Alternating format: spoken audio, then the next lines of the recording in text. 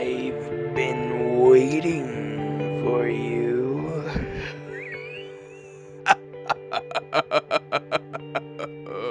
Hey everyone, Zuka here from Lich in the Dungeon. And Zanke here as well. And we're coming back with a, what is this, three cookie Episode cutter 3 dungeons? of Cookie cutter dungeons. Yeah. Cookies. Yeah. And we're here in the vehicle Yeah. because stuff.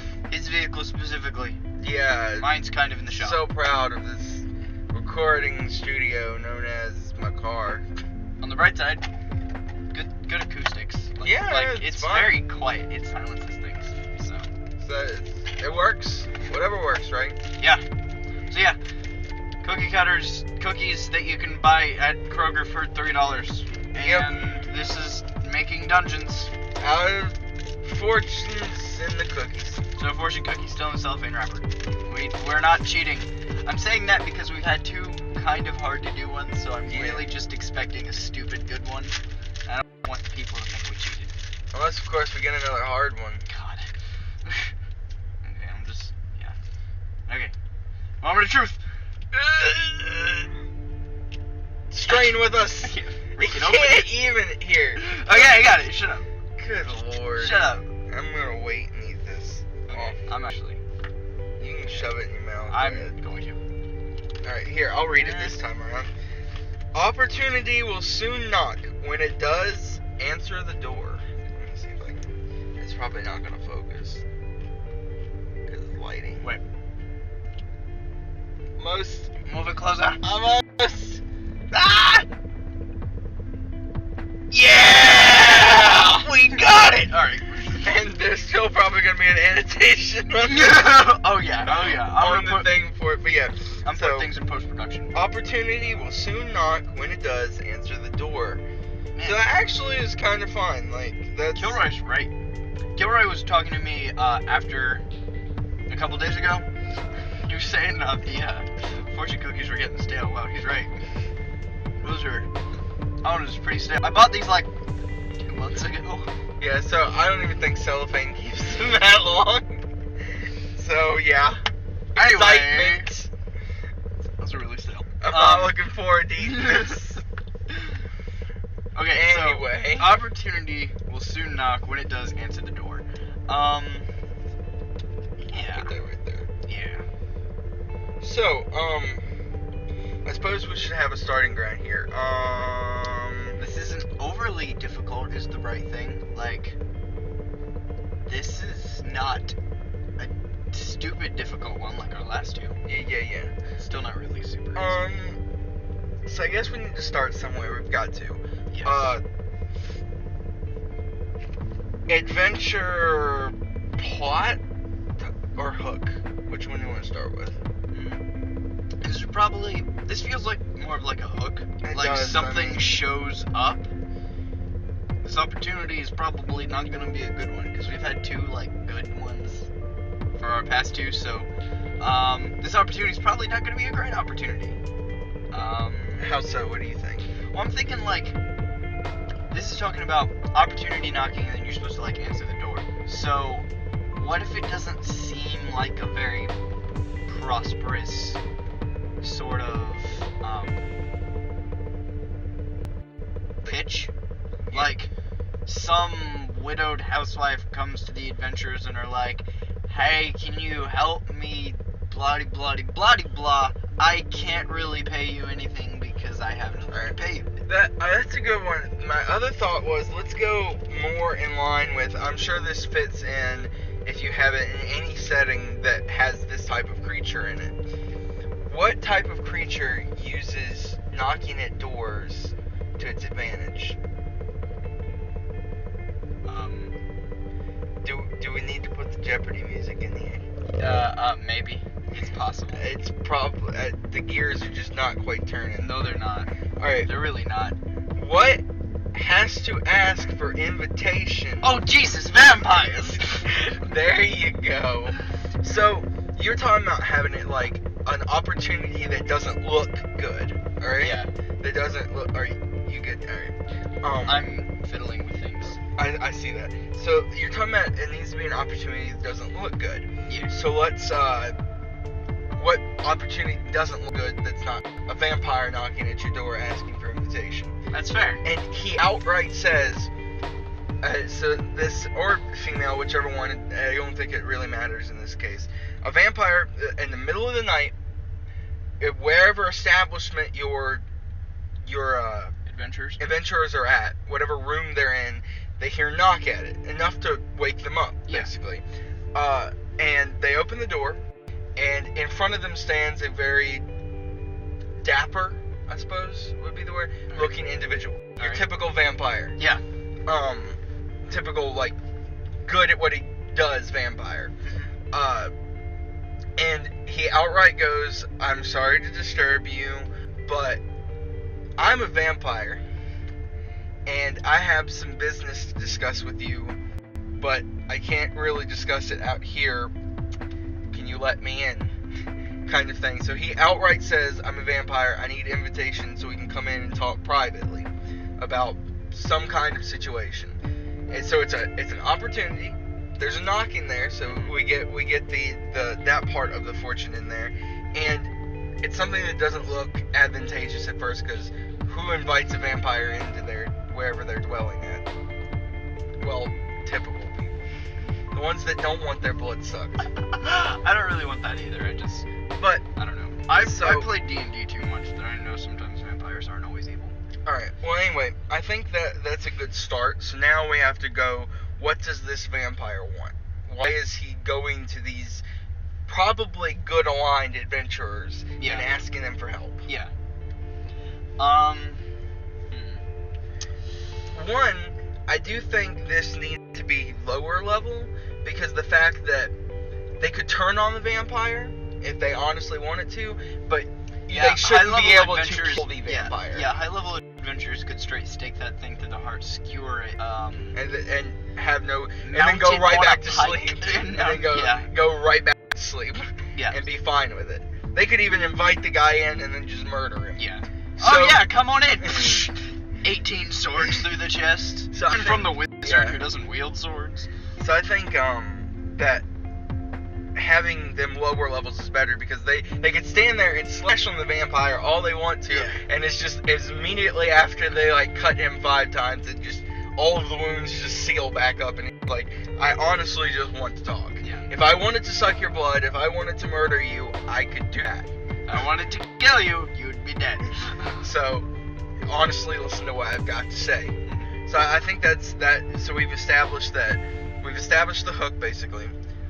We've established what levels we want this at. So lower level, lower skilled, if you're using a different system and it's not levels. Mm-hmm. Lower skilled characters that couldn't immediately murder this thing. Yeah.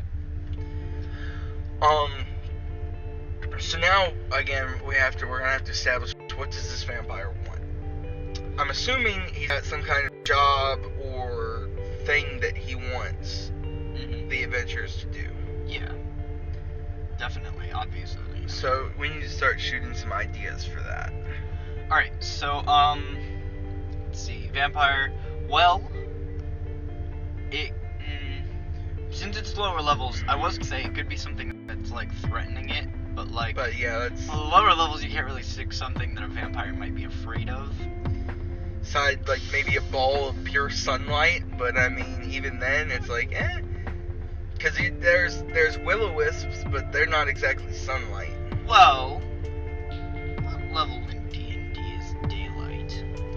I believe it is, because I think I wasn't able to cast, well, that was a sun sphere thing, but I believe is it 3rd or 4th? Like 3rd, 4th level spell. I was actually thinking it was 2nd, because I was thinking Royal's Paladin, named Royal, which is where he gets his name. Anyway, you know, he was able to cast it from his sword at 5th. So somewhere around that, so like a 3rd. I still feel 3rd level is the spell. But anyway, what are you thinking with this? I was just thinking, if it's able to cast, sorry, my computer moved and I got scared. If it's able to cast daylight, the vampire would be like, nope, none of that. I want none of that. Maybe have a let's make this vampire. I like the idea of this vampire being good, because he's not gonna come. A regal vampire such as himself is not going to come and ask for help if he doesn't honestly want it, like need it desperately for some actual legitimate reason that's not his own gain. So I'm thinking,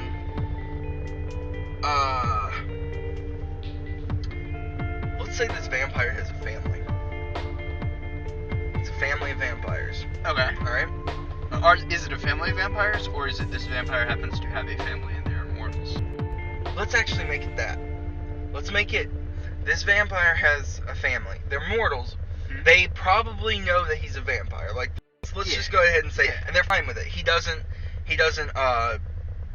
turn people. He probably, I don't know if the book states they have to drink humanoid blood. Mm-hmm. If not, then again, this might work a little bit better for other editions where you can say they can drink animal blood and be fine.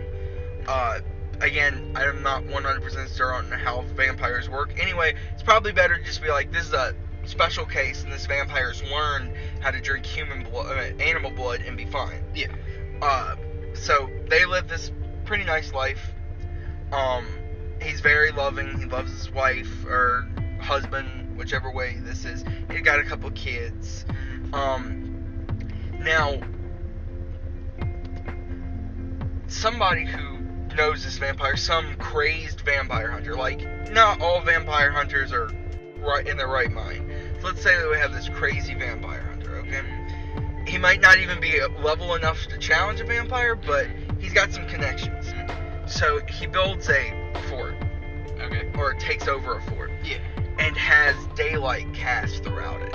Okay. So he could easily save his family if this place wasn't covered in daylight 24/7. Okay. So, that's why he's come to this. He's heard about this group somehow. Like I said, this shouldn't be, like, first level, but kind of mid-ish level. Five-ish. And he's heard of this adventuring group, and he figures they can help him. So he tells them their plight. If they understand and want to help him, then that's great. You have an adventure on your hands here. And you can send them to this fort and to try to retrieve his family. And now I guess we have the dungeon. Well, if they say no to helping the vampire, by the way, this vampire has just visited this group of adventurers and left unharmed. The vampire hunter could take notice of this and been like, oh, he just turned that entire group of adventurers. Yes. I should go kill them too. And then you still haven't lost your dungeon. Yeah. So he could be like, because he's supposed to be crazed. Yeah. So he wouldn't think twice about this vampire if it went near people, that it would be bad. So you still get the use of this dungeon. Yeah. And now that I guess we do have that established, we have the dungeon established. Yeah. So let's move on with that. So the dungeon will be his fortress, obviously. Layout to your design. There's daylight everywhere, so they won't need a light source because it's daylight. If you have any players who have daylight aversion, like Drow, I am so sorry. They are going to have to. They're gonna hate you, everything. This guy, and this entire mission. But they'll be pretty happy when they get to kill him. And he's like, "You did this to me." But anyway, sorry. Now I think then we need some monsters to put in this dungeon, some enemies to put in this dungeon. First off, I think your boss should be this vampire hunter guy. Yeah. For D&D purposes, you could be like a ranger, a higher level ranger, or a spellcaster. Or a spellcaster of some sort. Again, you can either say that he's somehow casting all of these daylights himself and is getting permanency on them somehow, or he's got connections that through some massive, this could set up a plot too of some massive monster hunting organization of some sort, maybe just vampire hunting, that has access to making like torches of daylight or something like that, where they have this is perfected, like hunting vampires perfected. And So then that should be your boss. Maybe put something else with him. I don't know what. Mhm. Maybe like I Lackeys. don't know, some Lackeys. lackeys, some just grunts, that stand there and are damage sponges. Meat shields. Yep. Now the other thing is now we need monsters like in the actual dungeon, something to fight. I think plenty of traps is a must. If you can fit traps everywhere, because this guy, he's paranoid, he's smart, nutso. yeah. He's nutso and intelligent, which is a So- bad combination. So having a trap laid fortress is smart. Yeah. So even if the vampire does come, he's expecting the traps to delay him in some shape or form. And with daylight everywhere, it would cut his regeneration down, and so he could die pretty easily. Again, this has to be a actual worry for the vampire. That it would slow him down enough that the vampire hunter would find out he was in there and then just kill his family without thinking about it, without continuing to use them as bait. Yeah. So yeah, monsters. Because it's kind of tough. Because So we're talking low levels, so fifth lower. level, we said fifth level. So Okay, well, lower levels. So maybe some like non-intelligent stuff. So like helmed horrors. and stuff that isn't bothered by daylight. Yeah. So like, wait, is helmed horror? No. Okay. no. Okay. So like helmed horrors, some animated swords and shields and stuff. Yeah, stuff pretty Um, simple that doesn't usually have. They're not aligned with certain factions or certain alignments. They just are things that somebody who has the right connections could fill a fortress with. If you're talking ranger, put a lot of like animals.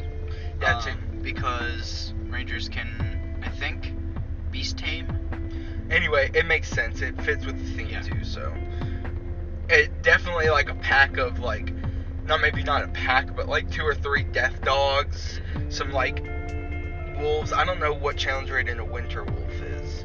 They're supposed to be pretty BA.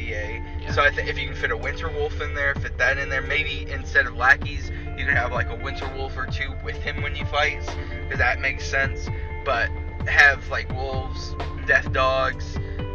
Go for the more canine side of things, because again, that's like it's supposed to be the ranger's best friend kind of thing.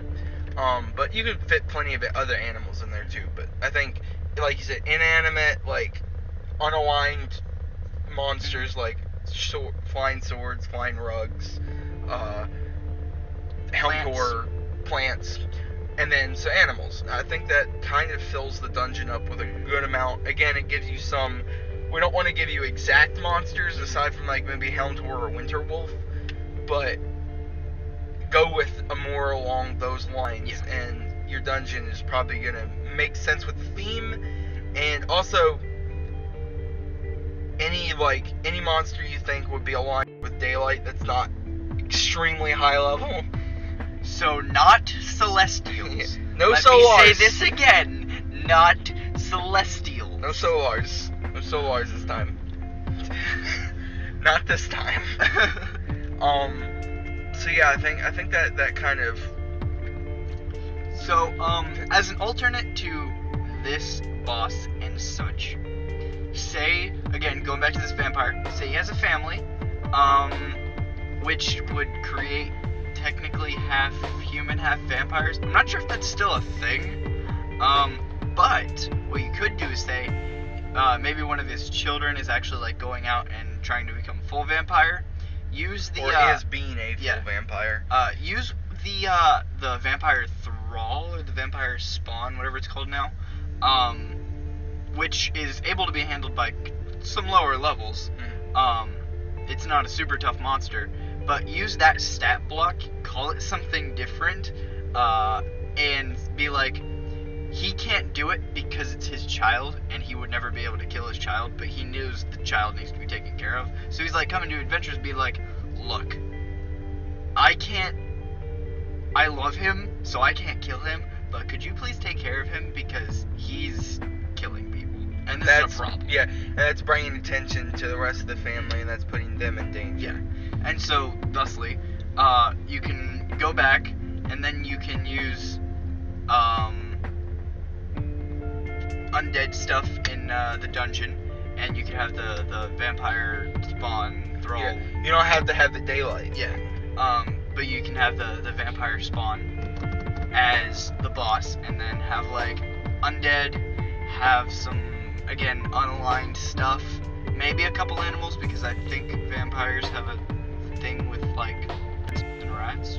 Something like that. Some If I swarms remember and stuff. If I remember correctly. Some swarms and stuff. Yeah, I think like the vampire is like legendary, and it's some of its lair actions are like swarms of bats and rats and stuff like that. I believe. Like you said, it's been a while since I read that stat block. Yeah. But that's what I didn't know about the whole, having to drink humanoid blood. So. But anyway, you could do that too. So it's like a little bit more rebellion. If you wanted to avoid the vampire hunters killing a good vampire. It's like, oh, a vampire thrall is like out and about killing people, and his father wants you to kill him because his father is trying to not be like that. And that way, even if you feel bad about not being able to kill the father because maybe your group is a group of paladins and absolutely wants to murder, at least they can get some satisfaction in killing a vampire that they can kill. Yeah. I think, will that do it? I believe so. Like, it seems, because again, a lot of these, from the way it looks, is probably going to be not completely, like, straightforward. This is what you have to do, step 1, step 2, step 3. It's, again, going to come down to you if you want to use this. And again, this is more or less to show that it can be done. Yeah. We're here to show you different ways to think about how to create dungeons. If you're running into some GM block, or if your players did something crazy, threw you off game, order Chinese takeout, get like a box of fortune cookies at Kroger, take your pick. But either way, there are dungeons everywhere you look. You just have to know what you're looking for. Mm-hmm. So, to wrap up, opportunity will soon knock. When it does, answer the door. Vampire needs invited in, needs help. Either crazed vampire hunter or his son are doing bad things, and the adventurers need to stop him. Or stop them and help this vampire, which is super weird opportunity, but still pretty good. So yeah, we've been going about the same amount of time as we do normally, so that felt short to me, but apparently not. So, I guess you can go ahead and do the thing, Alright. I'll do the thing, and we'll leave. And I'm Zanke Kimani with the Lich in the Dungeon, saying, remember, if you have it, don't upset the healer, because, believe me, that's the reason you stay alive. And this is Zuka Zalad saying, until the adventure ends. Oh god, I butchered that. Alright, I'm gonna try that one again. Can I try mine again? I didn't Yeah. like mine. Alright. This is Zanke Kimani saying, please protect the healer, because if he goes down, guess who's dying next? There we go.